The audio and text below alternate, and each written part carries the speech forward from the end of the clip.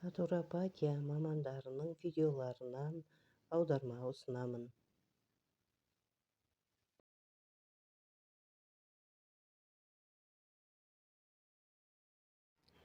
Қош келдіңіздер арнама.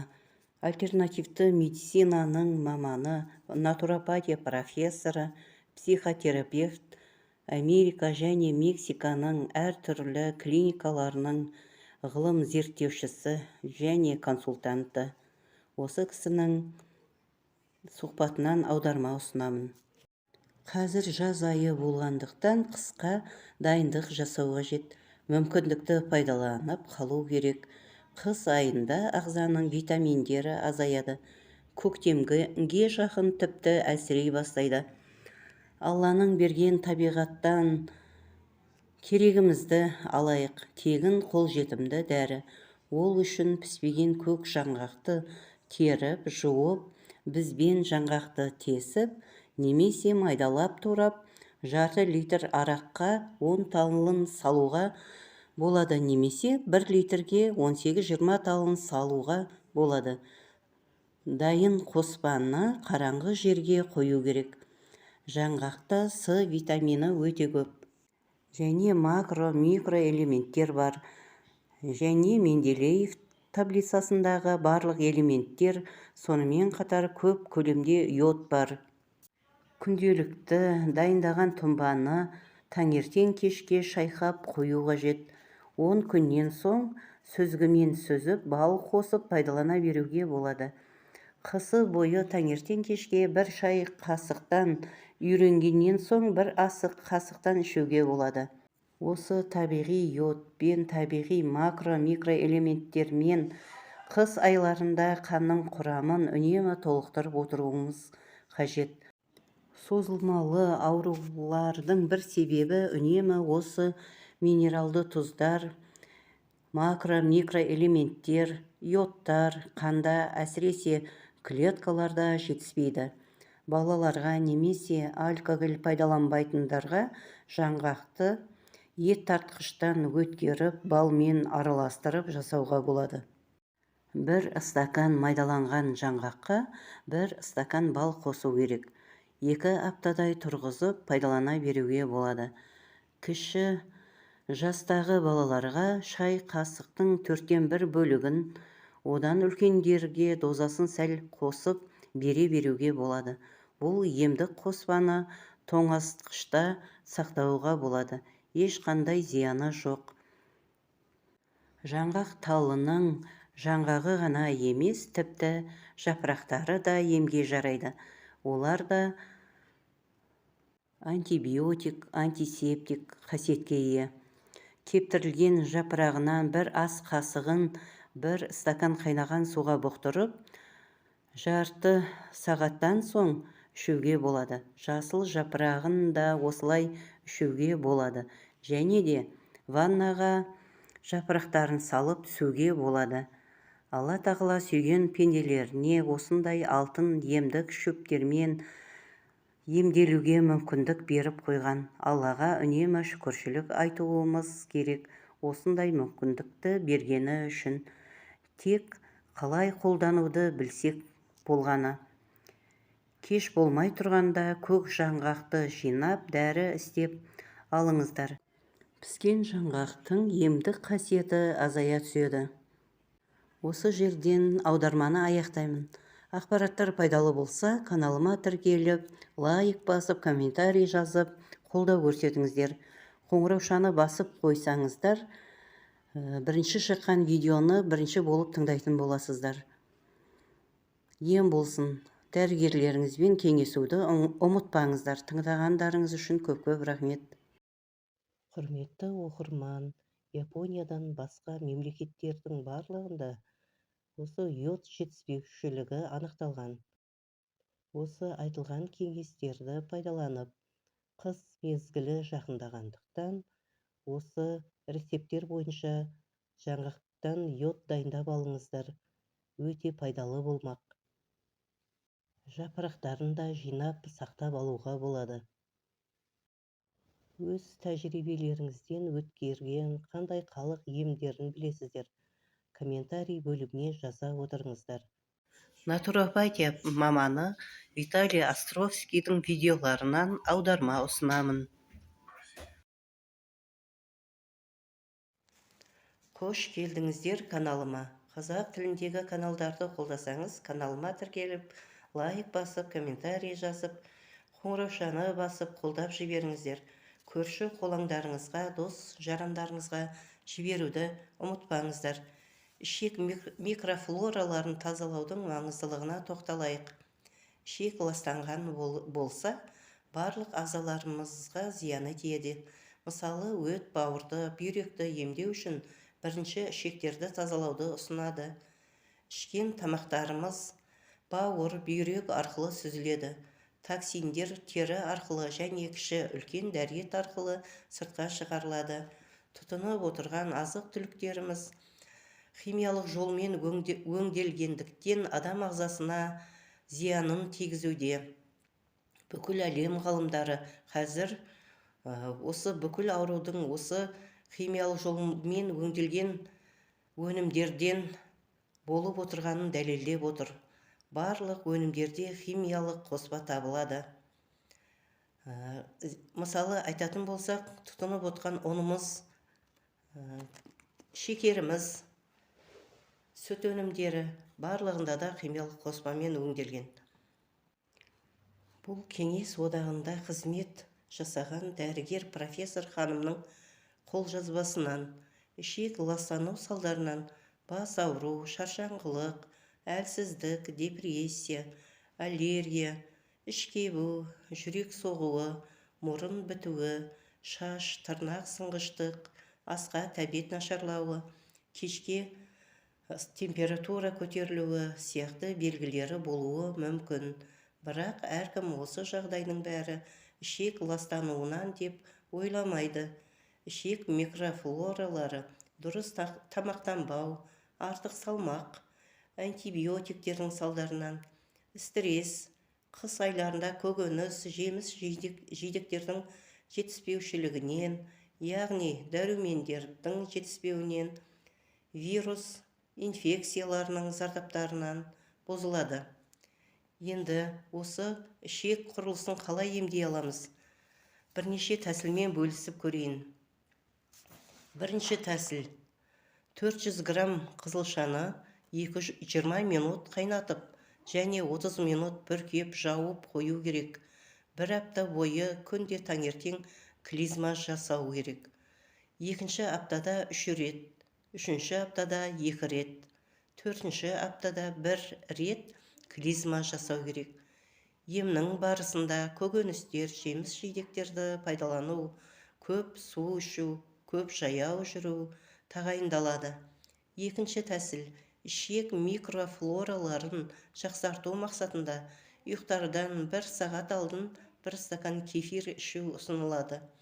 Геркулесті 1 стакан кефирге түні бойы салып, таңертең жеуге болады. Енді 15 тамшы прополисті суға араластырып, тамақтанудан жарты сағат алдын ішу керек. 1 ай бойы 3 реттен күніне қолдансаңыз болады. Үшінші тәсіл: льняное маслоны немесе оливковое маслоны таңертең тамақтан кейін 1 ас қасығын ішу керек.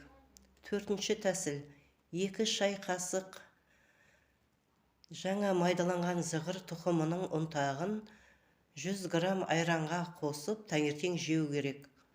Бесінші тәсіл: дәріханалық активированный уголь дәрісін салмағыңыздың 10 килосына 1 дана есептеп, 2 күн ішіңіз, тек жылы сумен. Таңертең, аш қарынға, сонан соң күні бойы жылы суды көбірек ішіп жүріңіз және жеңіл тамақтар қолданыңыз. Алтыншы тәсіл: касторова майын жылытып, 1 стакан жылы сумен ішу керек. Лимонның соғын қоссаңыз да болады. Артынан қаласаңыз дәмін кетіру үшін әсел жеңіз. Жетінші тәсіл: 2 кило алманы күні бойы жеп жүріңіз. Арасында сәбіз, согын және көк шай ішіңіз. Алманы қабығымен жеңіз. Өзіңізге ұнайтын сортын алыңыз. Бұл ем жай әсер етеді. Айына 2-3 рет жасаңыз. 8-ші тәсіл. Көк шай қолданыңыз. 9-ші тәсіл. Қызылшаны пайдаланыңыз. Қаласаңыз 100 грамм күнделікті салат жасап пайдаланыңыз.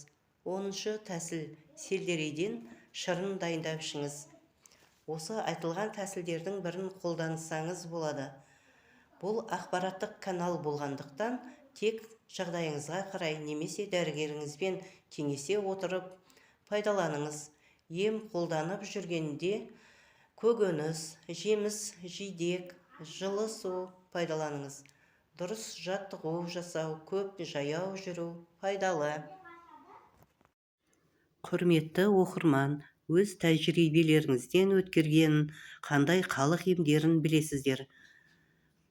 Комментарий бөліміне жаза отырыңыздар. Көптеген адамдарға пайдаларыңыз тиген болар еді. Натуропатия маманы Виталий Островскийдің видеоларынан аударма ұсынамын. Қош келдіңіздер каналыма.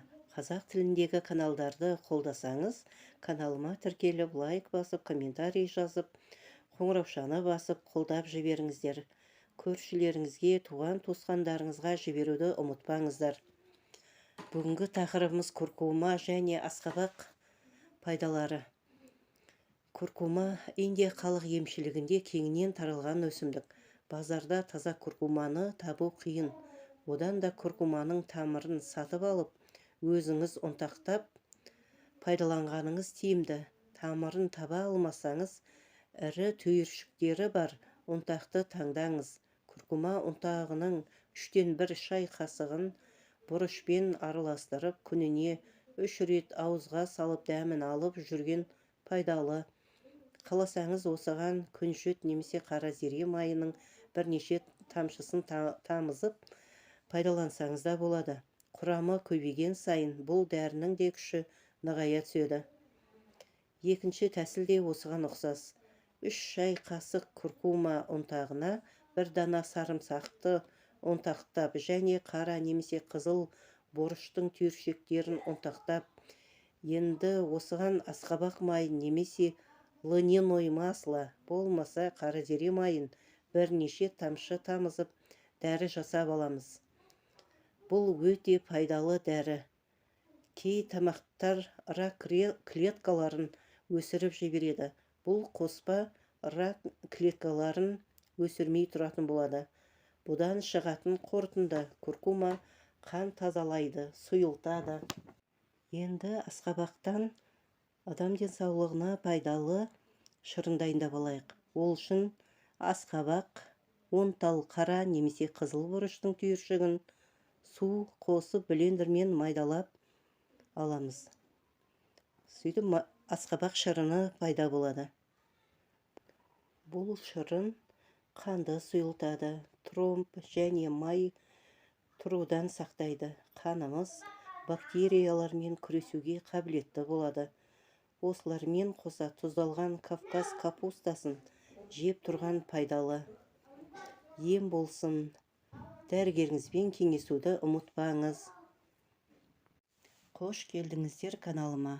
Қазақ тіліндегі каналдарды қолдасаңыз, каналыма тіркеліп, лайк басып, комментарий жазып, қоңыраушаны басып, қолдап жіберіңіздер. Имбир компресі Жапон халық емшілігінен алынған. Бұл емді қолданардан алдын мойынға, иыққа массаж жасап алыңыз. Енді имбир ұнтағының 4 шай қасығын 6 шай қасық ыстық сумен араластырып ботқа жасаңыз. Сонан соң марля немесе сүлгі алып, оны ыстық суға салып алыңыз. Қолыңыз күймейтіндей болғанда оған дайындалған имбир ботқасын салып, жан-жағына жайып, жайғастырып мойныңызға немесе иығыңызға, омыртқаларыңызға жапсырыңыз. Жайлап қыздыра бастайды, бірақ күйдірмейді. Дәріханадағы горчичник секілді. Одан әсері әлдеқайда жақсы. Имбир ботқасы қан айналымын реттейді. остеохондроз, бас ауруы, көз ауруы және де көптеген ауруларға пайдасы бар. Қан айналымы жақсы болса, аурудан емделуге пайдасы бар. Қан айналымы суықтың әсерінен, жеген тамағымыздың майлы тұзды болуынан нашарлауы мүмкін. Имбир ботқасын мойныңызға 20-30 минуттай ұстаңыз. Ем қабылдап жүргенде суық су ұстамауға тырысыңыз. Емді күн ара қолданыңыз және емнен кейін жылы жүріңіз. Бұл массаж жасаңыз деп жай ғана айтып өттім. Негізінде жағдайыңызға қарай мойныңызды қаттырақ мышқылап, иығыңызды 100 рет алақаныңызбен ұрғылап алсаңыз болады. Бірден бір иықты 100 рет ұрмай, бір иығыңызды 20 рет алақаныңызбен ұрсаңыз, екінші иығыңызды енді 20 рет алақаныңызбен ұрыңыз. Солай кезек-кезекпен осымен аударманы аяқтаймын. Егер ақпараттар пайдалы болса, арнама тіркеліп, лайк басып, комментарий жазып, қазақша контенттің көтерілуіне көмектесіңіздер. Егер қоңыраушаны басып қоятын болсаңыздар, менің шығарған видеоларым туралы сізге ескертпе барып тұратын болады. Тыңдағандарыңыз үшін көп-көп рахмет. Әрине, өз дәрігерлеріңізбен кеңесе отырып пайдаланыңыздар. Натуропатия маманы Виталий Островскийдің видеоларынан аударма ұсынамын. Қош келдіңіздер каналыма. Кей жағдайда көз аурулары баста қан айналымының нашарлауынан болады. Үй жағдайында қолдануға болатын әдістермен таныстырайын. Бірінші тәсіл: құлақтың сырғалығының артындағы нүктені 1 минут басып тұру керек. Қатты салмақ салмай, әрине. Бұл Қытай халық емшілігінен алынған. Осы әдісті 1 ай жалғастырсаңыз болады. Глаукома, катаракта, барлық көз ауруларына жақсы ем. Екінші тәсіл: 2 алақаныңызбен желкеден мойынға қарай сипалаңыз. Қыздыру арқылы қан айналымын жақсартуға болады. Күніне 2 рет жасаңыз, 20 реттен. Үшінші тәсіл: мойын мен иықтың аралығын саусақпен басып массаж жасаңыз. Төртінші тәсіл: мұрынды аптасына 2 рет шаю керек. 1 стакан жылы суға жарты шай қасық тұз немесе жарты шай қасық нан содасын салып шайыңыз. Бесінші тәсіл: күнде кешке мойынға грелка қойып қыздырыңыз. Көз жылылықты жақсы көреді. Мойынды қыс ауасында орап жүру маңызды. Барлық тәсілді бірден орындау қажет емес. Көз неге ауырады? Өйткені ол жерлерде қозғалыс жоқ. Сондықтан массаждың орны бөлек. Алтыншы тәсіл: желкенің шұңқырын 2 саусақпен басып, айналдырып, массаж жасаймыз 25 рет. Соңында басып тұрып қолымызды аламыз. Нүктелер шұңқырда болады. 3 рет күніне жасауға болады. Инсульт, ми ісігінің алдын алады. Салмақ салмай массаж жасау қажет. Ем болсын, тек дәрігеріңізбен кеңесе отырып пайдаланыңыз. Қош келдіңіздер каналыма. Көзіңіз компьютер, телефон көруден шаршап жүрме? Онда осы видеоны тыңдаңыз. Индияның халық емшілігінен алынған. Мұрынның ұшына қарап, 10-ға дейін санаңыз. Әрине, көзіңіздің қиығыменен мұрынның ұшына қарауыңыз керек. Содан соң көзді демалдырыңыз. Көзді демалдыру деген әр жаттығудан кейін көзді жыпылықтату. Маңдайға қарап тұрып 10-ға дейін санаңыз және де көзді демалдырыңыз. Оң жағыңызға қарап 10-ға дейін санаңыз. Көзді демалдырыңыз. Сол жағыңызға қарап 10-ға дейін санаңыз. Көзді демалдырыңыз. Енді көзіңізбен оңнан солға қарай шеңбер сызыңыз. Көзді демалдырыңыз. Енді солдан оңға қарай шеңбер сызыңыз. Көзді демалдырыңыз. Барлық жаттығуларды көзге салмақ салмай жеңіл қозғалыспен орындаңыз. Енді мұрынның ұшына қарап 5-ге дейін санаңыз. және де көзді демалдырыңыз. Енді бір көзімізді ашып, бір көзімізді жұмып, 100 ретке дейін қайталаймыз. Ары қарай көзді демалдырыңыз. Айтылған жаттығуларды бірден бәрін орындау міндетті емес. Енді грек халқының көз массажымен таныстырайын. Екі қолдың саусақтары менен, екі қастың ортасынан бастап көздің үстін жеңіл қозғалыспен төмен тарта отырып массаж жасаймыз. 100 рет қайталаңыз. Көз тамырлары жіңішке болғандықтан барынша абай болыңыз. Осы аралықта мұрынның екі жағынан екі шынатай саусағыңызбен 100 рет ұрыңыз. Әрине жеңіл қозғалыспен. Чистотелдің бір ас қасығын бір стакан жылы суға салыңыз. Кастрөлге соғып қайнатып, соған жаңа дайындалған стакандағы тұнбаны салып, 20 минут сыртынан қайнатыңыз. Жылы кезінде көзді сүрту керек. Осы тұнбаға перекис водородын немесе аз тұз қосып, мұрныңызды жас балалардың клизма жасайтын баллончигімен шайыңыз. Осы тұнба маңдай қуысындағы артық заттарды шығарады. Маңдай қуысы таза болса, инсульттан аман боласыз. Ем болсын, дәрігермен кеңесуді ұмытпаңыз. Натуропатия маманы Виталий Островскийдің жазбаларынан аударма ұсынамын. Қош келдіңіздер. Бүгін мұрын қуысын қалай емдеуге болады, осы жөнінде айтатын боламын. Мұрын қуысын емдеу арқылы гайморит, ринит, тұмау, мұрын бітуі сияқты аурулардан құтылатын боламыз.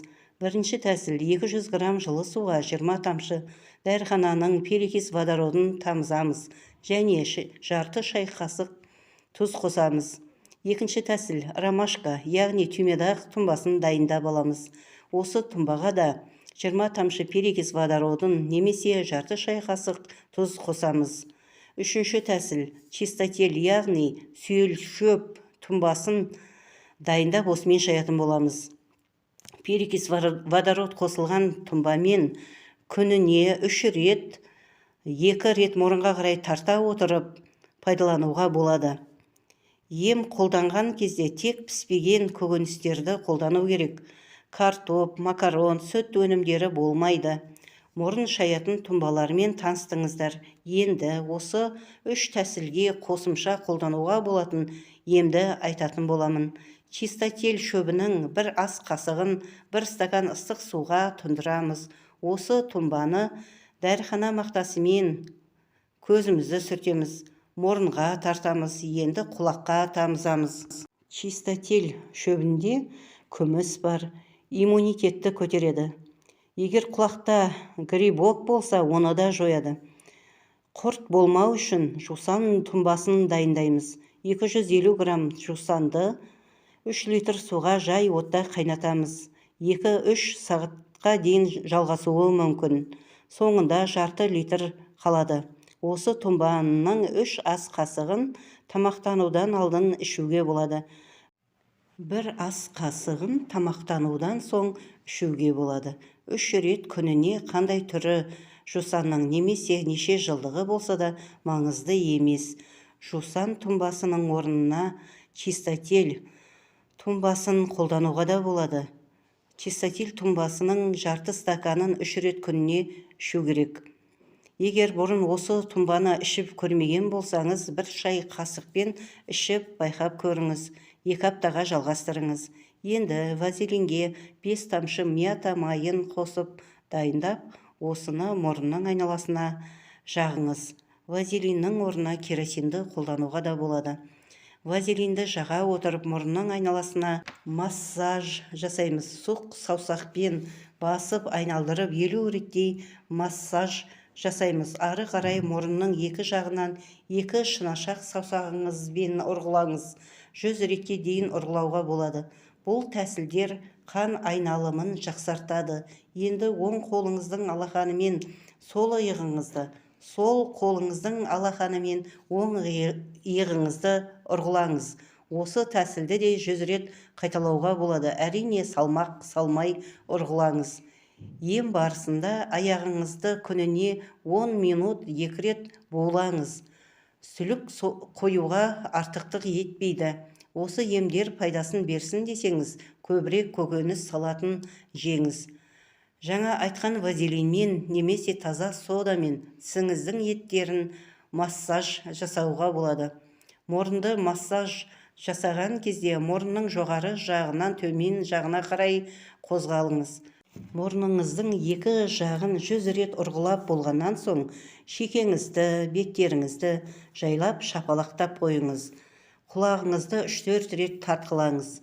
Мұның барлығы қан айналымын реттейді. Осы емдер пайдалы болсын десеңіз, ашығу арасында жақсы көмек береді. Ем болсын, дәрігермен кеңесуді ұмытпаңыз. Қош келдіңіздер арнама. Өзге ұлт дәрігерлерінің сұхбаттарынан аударма ұсынамын. Асқабақтың өзі де тұқымы да, яғни дәні де емдік қасиетке ие. Бауыры ауырғандар үшін бірінші пайдалы ол асқабақ. Ал дәні паразиттерді шектерден айдаушы ретінде қолданылады. Бүгін асқабақ дәнін ағзадағы паразиттерді жою үшін қалай пайдалану керек? 3 әдісті айтып өтейін. Бірінші әдіс, ол үшін кешкі асқа мейіз немесе бал қосылған каша дайындаңыз. Себебі паразиттер тәттіні жақсы көреді. Сонан соң ерте жату керек. Түнгі сағат 3-те тұрып, бір бокал көк шайды 5 минут тұндырып қойыңыз. Енді осы шайға 5-6 қасық коньяк немесе асқабақ дәнегі қосылған арақ қосып ішіңіз. Бұл қоспаны арақты дайындау үшін асқабақ дәнегін ұнтақтап, бөтелкенің 1/3 бөлігіне салады. Қалған бөлігіне арақ құяды. Міне асқабақ дәні мен арақтың қосындысы шығады. Атақты көріпкел Ванга өз заманында осы тұнбаны пайдалануды ұсынған. 50 грамм тұнбадан күніне 2-3 рет ішу керек болған. Көк шай мен асқабақ дәнімен арақ қосындысын ішіп болғаннан соң, 20 минут өткеннен соң 50 грамм касторова майын жылы күйінде ішу керек. Майдың дәмін білдірмеу үшін артынан бал жеңіз. Бұл емді балаларға қолдануға болмайды. Бұл емді аптасына 2 рет жасауға болады. Өзіңізде паразит жоқ деп ойласаңыз да, осы емді пайдалануға болады. Осылардың соңынан бір бокал анар согын немесе көгалма согын ішуге болады. Ол сокқа қаласаңыз жусанның 1 шай қасығын немесе қалампырдың жарты шай қасығын қосуға болады. Енді екінші тәсілді айтайын. Түнде 1 стакан асқабақтың дәнін 3 стакан суға бұқтырып қойыңыз. Таңертең блендермен майдалап алыңыз. Қою майлы асқабақ сүті шығады. Осы сүт ағзадағы құрттарды жояды, әрі сүйектерге пайдалы. Таза ақ уыз. Дайын сүтті сүзгіден өткеріп алыңыз. Бұл сүтті тамақтанатыннан жарты сағат алдын ішуге болады. Қаласаңыз осы сүтке имбир, чеснок қосуға да болады. Ал енді үшінші тәсілмен бөлісейін. Асқабақтың дәнін ұнтақтап алып, күніне 2 рет тамақтанардан жарты сағат алдын жеңіз. Асқабақтың дәнін тез ұнтақтау үшін ыстық суға асқабақтың дәнін салып, қайта алып, кептіріп, блендермен майдалап алу керек. Құрғақ күйінше сақтап алып, пайдалана беруге болады. Осымен аударманы аяқтаймын. Бұл натуропатия маманы Виталий Островскийдің видеосынан аударылған. Осы кеңестер сіздерге пайдалы болса, арнама тіркеліп, лайк басып, комментарий жазып отыруды ұмытпаңыздар. Сонан соң қоңыраушаны егер басып қоятын болсаңыздар, менің шығарған жаңа видеоларым туралы сіздерге ескертпе барып тұратын болады. Тыңдағандарыңыз үшін көп рахмет. Қош келдіңіздер арнама. Натуропатия маманы Виталий Островскийдің видеоларынан аударма ұсынамын. Өтті, бауырды тазалауға, емдеуге сұлы жақсы көмектеседі. Сұлыны базардан немесе аптекадан алуға болады. Базардан алынған сулыны бірнеше рет жуып, тас шөптерінен тазалап алып, қолдану керек. 2 литр суға 150-200 грамм сулыны салып, 15-20 минут қайнату керек. Сонан соң оны дайындалған осы тұнбаны 2 әдіспен пайдалануға болады. Біріншісі, сол тұнбаны блендерден майдалап алу. Бірнеше рет блендермен майдаланғанда сұлы сүті шығады. Осы тұнбаны жылы күйінше күні бойы ішіп тауысу керек. Ал екінші әдісі, қайнатылған тұнбаны блендермен майдаламай, тек суын пайдалана беруге болады. Ол кезде бидайын тастайсыз. Сұлы қолжетімді, қауіпсіз, витаминдерге бай. Сұлы тұнбасына чеснок, апельсин, имбир қосып пайдалансаңыз, емдік қасиеті еселене түседі. Өт бауырдың жұмысы реттелсе, асқазан ішек жолдарының жұмысы жақсара түседі. Бұл емді 1 апта қолданып, 1 апта демалып, ары қарай емді жалғастыра берсеңіз болады. Осымен аударманы аяқтаймын. Маған ютубтағы осы ем қатты ұнады. Менен бұрын ұлым осылай емделді. Артынан мен де осы емді қолдандым. Сұлы сүті ішкенде жағымды, өзім де жеңілдік сезіндім. Қазіргі уақытта дәріханаладан дайын сұлы ұнтағын алып, 1 ас қасық ұнтағына 200 грамм ыстық су құйып, бірнеше минуттар тұндырып, сонан соң ішіп жүрмін. Сұлы адамға күш беретін дәнді дақыл. Халық медицинасында тәжірибеден өткен. Сұлыны бүйрек ауырғанда, дене ісінгенде, асқазан жарасына, ішек ауруларына, жүйке бұзылғанда, жөтелгенде, зәр жолдары ауруларына, ұйқысыздықта, іш қатуда, іш өткенде, салмақ тастауға, қандағы қант мөлшерін азайтуға, токсиндерді сыртқа шығаруға, холестеринді төмендетуге пайдалануға болады. Келесі видеоларымда сұлының қасиеттерін толық баяндап беремін. Менің видеоларымды тыңдаған кездеріңізде сары гүлді, ақ көбелегі бар значокты басып, менің каналыма кірсеңіздер болады. Ол жерде 300-ге жуық осындай пайдалы әр ұлттың дәрігерлерінің, емшілерінің пайдалы ақпараттарын аударған болатынмын. Соларды тыңдасаңыздар болады. Менің каналыма тіркеліп, қоңыраушаны басып қоятын болсаңыздар, менің жаңадан шығатын видеоларым туралы ақпараттар сіздерге барып тұрады. Тыңдағандарыңыз үшін көп-көп рахмет. Лайк басып отыруды ұмытпаңыздар. Комментарий күтемін. Тыңдағандарыңыз үшін көп рахмет. Сау болыңыздар.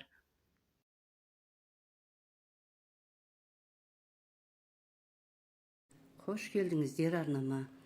Бұл арнада өзге ұлт дәрігерлерінің сұхбаттарынан аударма тыңдай аласыздар.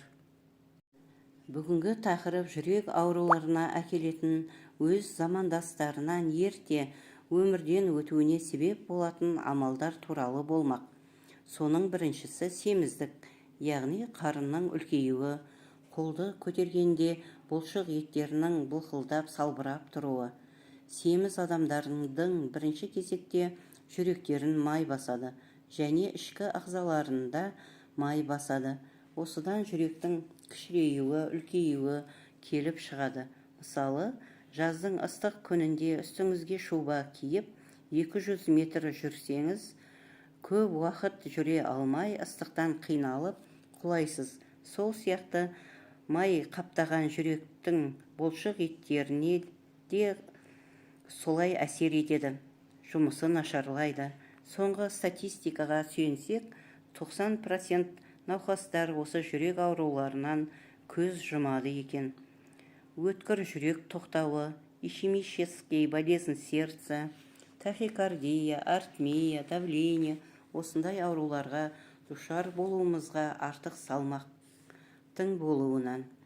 Екінші себеп аз қозғалыс. Кейбір ата-аналар келін түсіргеннен соң өздерін күтіп отырмын деп ойлап, барлық жұмысты жастарға итеріп, аз қозғалып, өздерінің артық салмақ жинап алғандарын байқамай да қалады. Жүрек насос секілді. Басқа бұлшық еттердің жұмысы жақсы болса, жақсы болуы үшін сіздер үнемі қозғалыста болсаңыз, бүкіл ағзадағы қанды сорып, апарып әкелу жүрекке жеңіл болмақ. Мысал келтірейін. Баклажкадан су ішетін кезде баклажканы қыссаңыз, су өздігінен аузыңызға құйылады, ал баклажканы қыспайтын болсаңыз, өзіңіз біраз күш жұмсап, суды сорып аласыз. Осы мысалда келтірілгендей, жүрекке де көмек керек. Ол көп қозғалыс. Қозғалыс аз болса, салмақ жүрекке түседі, ал жүректің жұмысының нашарлауына әкеледі. Үшінші себеп – майлы қою тамақтар. Мал майы болсын, өсімдік майы болсын, ағзаға кіргенде көп мөлшерде болса, қан тамырларында жиналып қалады. Жаман холестериндер көбейіп кетеді. Бұл жүректің ішкі қан тамырларының қабырғаларына май тұнып, қан тамырларының тарылуына әкеліп соғады. Мен бұл ауруды байлардың ауруы деп атаймын. Келесі себеп – бұл әсіресе көлік жүргізушілерінің арасында көп кездеседі. Сигарет секілді түтіндер, олар кальян, электронды сигареттер, вейптар, олар жүректің жұмысын нашарлатады, аритмияға ұшыратады, ол жүректің дірілдеп қалуы. Ондай жағдайда реңдері ағарып, есінен танып қалуы мүмкін, өмірден өтіп кетуі де мүмкін. Отырған бойда кетіп қалыпты, төсекте оянбай қалыпты деген сөздерді естіп жүрген шығарсыздар. Осының бәрінің себебі 50 жасқа жетпей жатып, бос уақытында не істерін білмей, еріккеннен, немесе бір нәрсеге ренжігеннен, түтінге жүгіріп, өздерінің өмірлерін улап, өмірмен қоштасып жатады. Ішімдікті, шылымды тастай алмау – ол өзінің әлсіздігі. Кейбіреулер күніне 1-2 пачканы тартады, реңдері көгеріп кеткен болады. Келесі 4-ші себеп – энергетиктер. Құрамында кофеинді, тауринді заттары бар ішімдіктер. Осыларға қосымша жоғарыда айтқан түтіндерді пайдаланулары. Көптеген таксистердің, ұзаққа қатынайтын шоферлардың, көптеген жастардың жүректері нашар. Және жастардың арасында спорт питаниялары, яғни бұлшық еттерін нығайту үшін укол салдырады. Олар жүректің жұмысының нашарлауына әкеп соғады. Осы дәрілердің күшімен ағзаны зорықтырып, салмақ түсіргенде жүректің сол қарыншасының қабырғасы үлкейеді. Спортшылардың арасында жүрек инфарктыға ұшырағандар көп. Жүректің қабырғасы 3 себептен үлкейеді. Біріншісі давление жоғарылағанда, екіншісі семіздікте, және үшіншісі дәрі-дәрмек қабылдап ауыр жұмыс істегенде, немесе тренажерға барғанда, немесе тас көтергенде, яғни ауыр салмақты көтеріп зорыққанда. Жүректің қабырғасы үлкейгенде, сол қабырғаларға қанмен қамтамасыз етіп тұрған майда қан тамырлары, капиллярлар үлкейіп кеткен қабырғаларға, клеткаларға қан жеткеріп бере алмай қалады. Сондықтан ишемиялық типтегі инфаркт болады. Яғни үлкейген қабырғаларға, клеткаларға қан жетпей қалғандықтан қарайып кетеді. Жүрек ұстап қалады. Ондай жағдайда жүрек үлкейген, сол жері қарайып кеткен, шіріген деген диагноз қояды. Жоғарыдағы себептер өзіңізде кездессе, өмір үшін осы себептермен күресіңіз. Келесі 5-ші себеп – қанның қоюлануы. Шекерлі, тәтті тағамдарды көп жейтін адамдарда кездеседі. Осы тәттілерді көп қолдану қан айналымды бұзады. Сонан соң қандағы қант мөлшері көбейгендіктен қант ауруына ұшыратады. Қант ауруымен ауырғандар жүрек, бүйрек ауруларымен ауруға бейім тұрады. Осы аурулардың алдын алу үшін уақытылы аз-аздан дұрыс тамақтанып, әр азық ауқаттың мөлшерін біліп қолданыңыз. Келесі 6-шы себеп спиртті ішімдіктер. Спиртті ішімдіктерге көп химикаттар қосылады. Оны тексеріп отырған ешкім жоқ.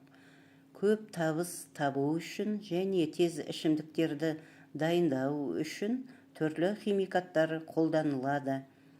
Келесі 7-ші себеп тез дайындалатын фастфудтар және химикаты көп азық түліктер. Құрамы өзіңізге таныс үйде дайындалған тамақ жеген дұрыс. Мысалы, мұздатылып қойылған пиццаны жылытып бергенде тез жылытылып, қазір пісіргендей дайын болады. Өйткені олардың құрамында дрожжы, кетчубы және басқа да өнімдері химикаттар. Копченыйлардан, сосискалардан сақтаныңыздар. Келесі 8-ші себеп дәрі-дәрмектерді біліп-білмей қолдана беру. Гормоналды препараттар, витаминдер, әсіресе кальций, баттар, әсіресе дәрі-дәрмекті интернеттен көріп тапсырыс беріп алдыру қауіпті. Ең дұрысы уақытылы ұйықта, салауатты өмір салтын ұстан, уақытылы тамақтан, аз жеп, спортпен шұғылдан, көп қозғалыста бол, көбірек таза су іш, табиғи өнімдерді пайдалан. Осылардың өзі өміріңізге береке әкеледі. Осымен аударманы аяқтаймын. Ақпараттар пайдалы болса, арнама тіркеліп, лайк басып, комментарий жазып, қазақша каналдың дамуына себепші болыңыздар, үлес қосыңыздар. Тыңдағандарыңыз үшін көп-көп рахмет. Денсаулықтарыңыз мықты болсын.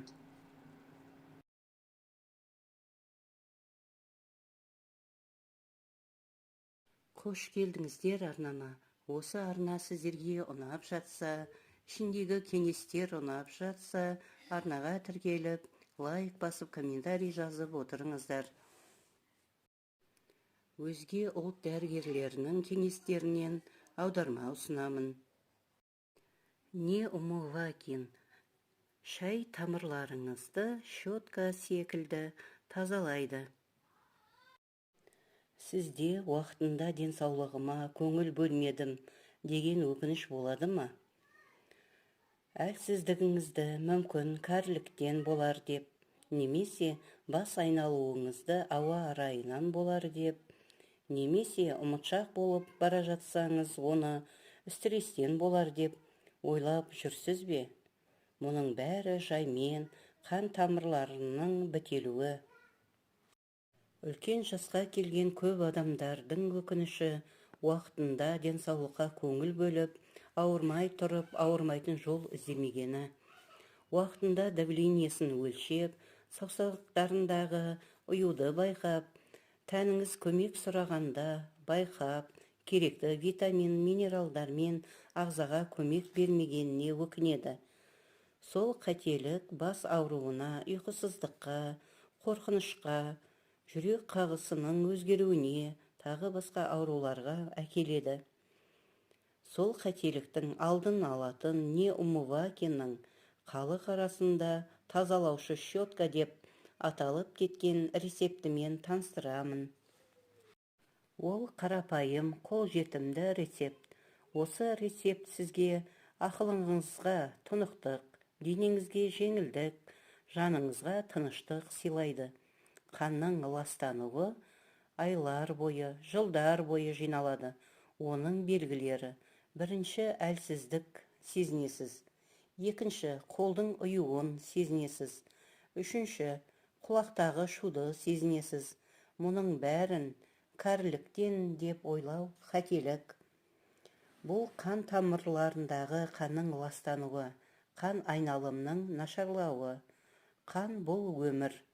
Қан тамырлары тарылады. Сонан соң түйіршіктер пайда болады.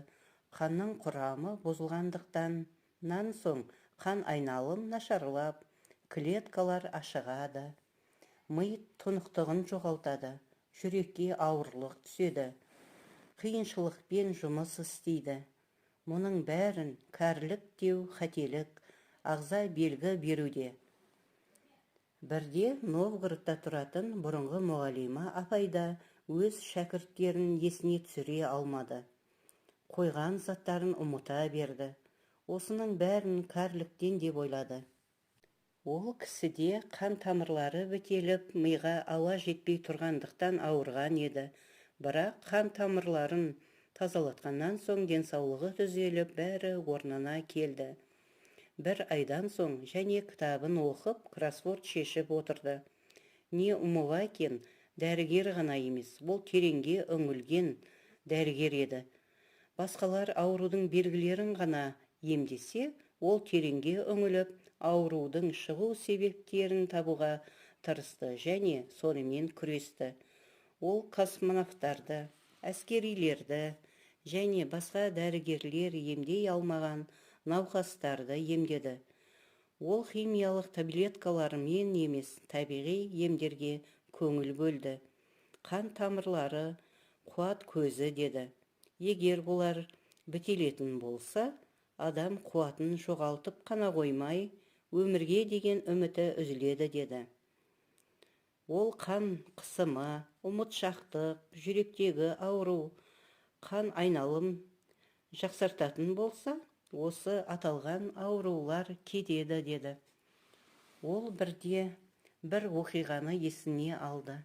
60 жастағы ер адам бірде өзіне үнемі шаршап жүретінін және басының тұман секілді сейілмей тұратынын айтып шағымдалды. Дәрігерлерге қаралғанын, олардың берген дәрілерінен жағдайының нашарлағанын айтады. Профессор Не Умывакин оған қарапайым қан тамырларын тазалайтын рецепт ұсынады. Ол емдік шөптерден және дұрыс тыныс алу жаттығуларынан тұратын еді. 2 аптадан соң науқастың жағдайы жақсарған. Ал 1 айдан соң қан қысымы реттеліп, ми жұмысы тынышталған. Ол адамдарды емдеумен қатар, оларға ағзаны тыңдай білуді үйретті. Бірінші берілген белгіні аңғарып, аурудың асқынуын күтпей емделуді ұсынды. Осының арқасында осы рецепт дүниеге келді. Дәрінің шамасы келмеген ауруларды емдеді. Бұл шай ғана емес, бұл құлақтың шуылдағаны, басылған тыныштық. Бұл аяқтағы жеңілдік, бұл ойдың анықтығы.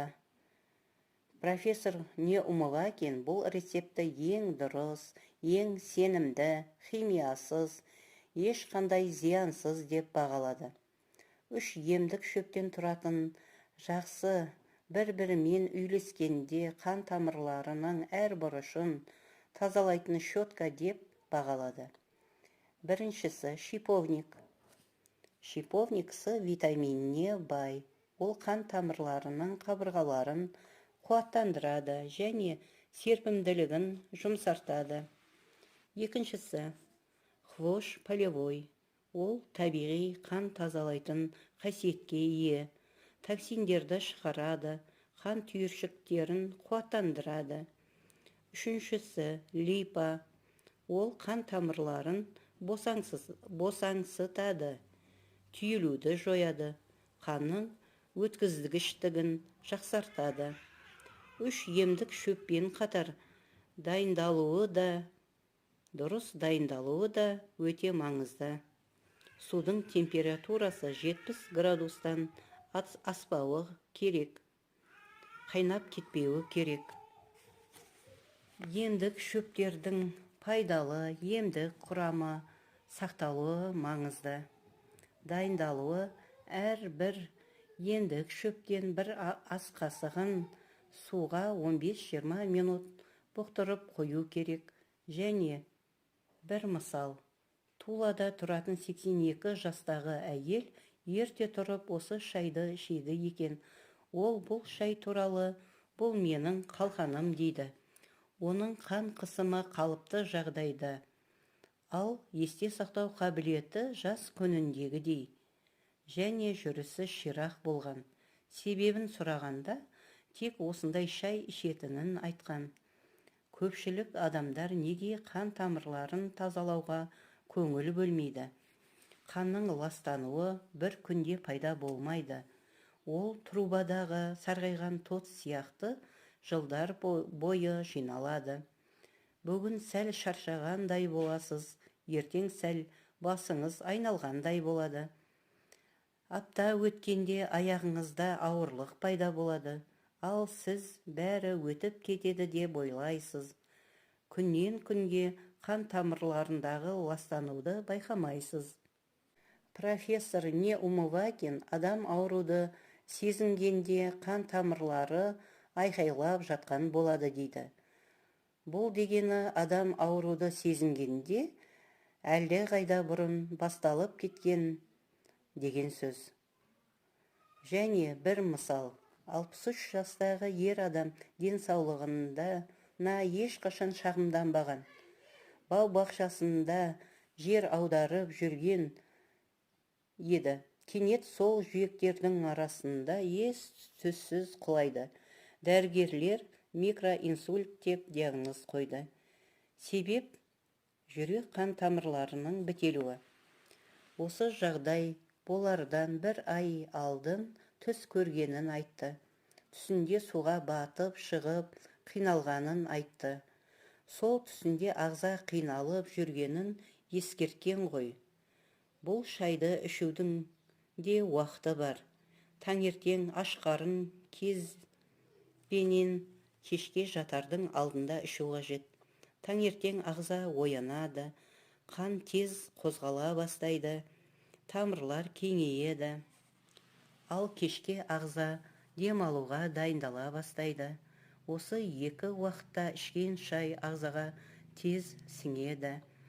Терең емдеп, тазалайды, қоректендіреді, тыныштандырады, клетка арасына сіңеді.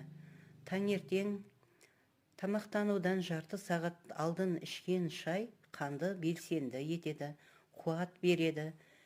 Кешке жатардан бір сағат алдын ішкенде шаршауды басады, ұйқы тыныш болады, жүрекке салмақ түсуден сақтайды. Шайды күнделікті ішіп жүру керек.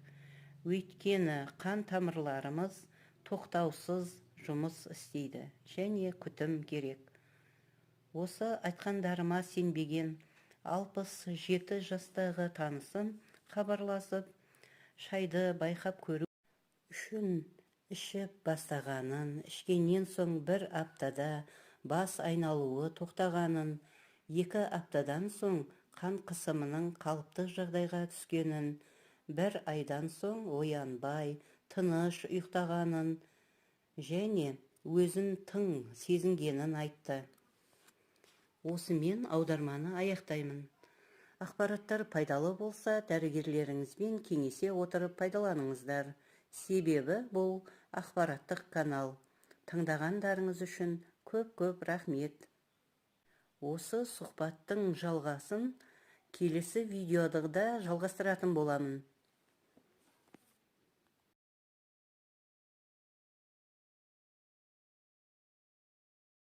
Қош келдіңіздер арнама. Құрметті оқырман, менің кеңестерім сіздерге ұнап жүрсе, пайдам тиіп отырған болса, онда каналға тіркеліп, лайк басып, комментарий жазып, қазақша контенттің тарқалуына көмек беріңіздер. Мен тек өзге ұлт дәрігерлерінің сұхбаттарын аударатын боламын. Бүгінгі тақырып әйел адамдарына арналады. Дүние жүзі бойынша түрлі обыр аурулары көбейіп тұр. Соның ішінде көкірек рагы көп. Қазіргі кезде шетелде осы аурудан өлім саны азайған. Өйткені бұл ауруды ерте анықтау маңызды. Біздің елде де ерте анықтау мүмкіндігі бар, аппараттар жеткілікті. Тек әйелдер қандай жағдайда қарану керек екенін білмей қалады. Сондықтан бүгін мен сіздерге қауіпті деген 8 белгіні айтып өтемін. Осы белгілердің бірі байқала қалса, уақыт өткермей дәрігерге қараныңыз. Бірінші белгісі, айнаға қарағанда екі төсіңіздің көрінісі екі түрлі болып көрінсе, яғни формасы өзгерсе. Екінші белгісі, көкірегіңізді ұстап көргеніңізде без байқалса, ол ауырса, немесе ауырмауы да мүмкін. Үшінші белгісі, көкірегіңізде қызарған немесе жалтырауық секілді рең пайда болады, яғни көкіректің терісінің реңі өзгереді. Төртінші белгісі, емізулі балаңыз жоқ болса да, көкірек ұшына сұйықтық келуі, ал сұйықтықтың реңі ақшылдау, қызылдау болуы мүмкін. Бесінші белгісі, көкіректің ұшы өзінен өзі сыртқа шығып кетеді, немесе ішке кіріп кетеді. Алтыншы белгісі, кей жерлерінде ойылған секілді шұңқыр пайда болады. Жетінші белгісі, көкірегіңіз тартылғандай сезім пайда болады. Ұстаған кезде ауыруы мүмкін, немесе ауырмауы да мүмкін. Сегізінші белгісі, көкірегіңіздің жан жағында, әсіресе қолтық астында, құлақ астында без пайда болады. Лимфа бездері ісінеді. Көкірек терісінде қызғылт, сарылау, қаралау дақтар пайда болады. Осы белгілер білінген жағдайда сабыр сақтау өте маңызды. Бірінші кезекте дәрігердің тексеруінен өту қажет. Себебі мастопатия болуы мүмкін, немесе басқа без болуы мүмкін. Осындай диагноз қойылса да, соңына дейін ем қабылдаңыз. Бұл ауруды сабыр сақтау арқылы жеңіп шығасыздар. Ем болсын, тек дәрігерлеріңізбен кеңесіп отырыңыздар. Аударманы осы жерден аяқтаймын. Ақпараттар пайдалы болса, каналыма тіркеліп, лайк басып, комментарий жаза отырыңыздар.